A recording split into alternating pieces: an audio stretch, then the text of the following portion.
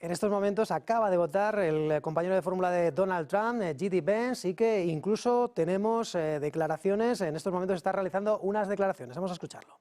Myself, so did my wife, and we also, for all the locals out there, we voted for Bernie Moreno for the United States Senate. And if you want the policies of Donald J. Trump in the United States Senate, then Bernie Moreno is the only candidate in this race who I think is the candidate of peace and prosperity for the United States Senate. So I hope people will get President Trump over the finish line. I hope people here in Ohio will get Bernie Moreno over the finish line. Look, I feel good. You never know until you know, but I feel good about this race. I felt good about my own race a couple of years ago when I voted in this exact same spot.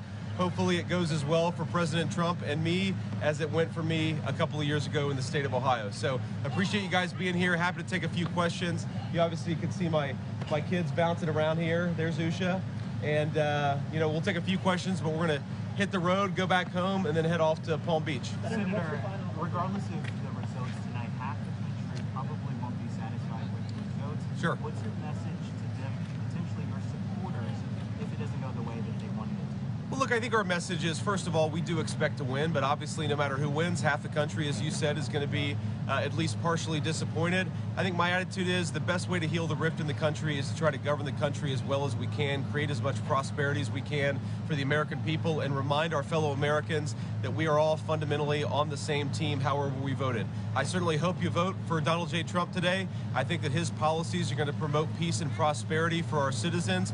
But if you vote the wrong way, in my view, I'm still going to love you. I'm still going to treat you as a fellow citizen. And if I am lucky enough to be your vice president, I'm going to fight hard for your dreams and for your family over the next 4 years. Senator, do you have an opinion on who will fill your Senate seat if you win? No, look, I'm way too superstitious to think about those things. Let's get this election over the finish line. Let's make Donald J. Trump the president-elect, and then we'll worry about what happens afterwards.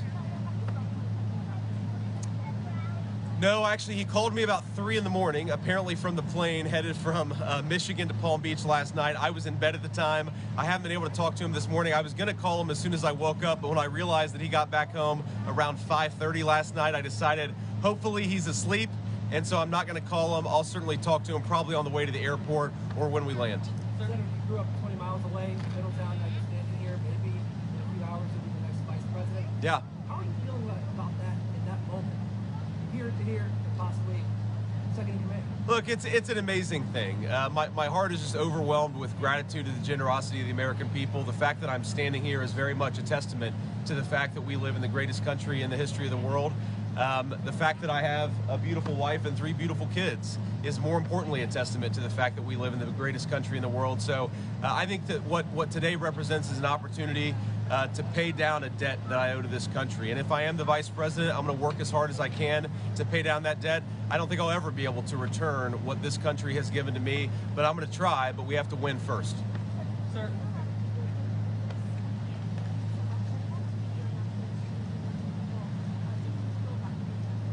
You know, my most important message is we ought to argue, disagree about, persuade each other about politics. That's part of the natural process.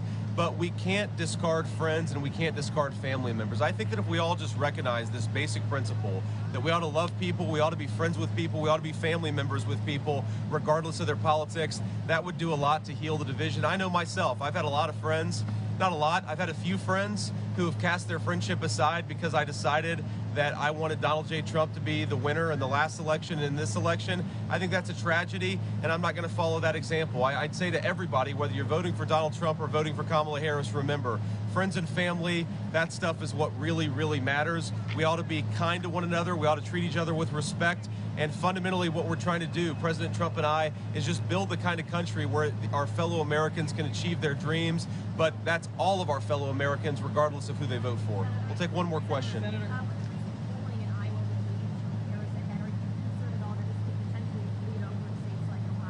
No, I'm not too worried about that. Look, one outlier poll doesn't change what we've seen on the ground. We feel very good about the energy. We feel very good about the early vote.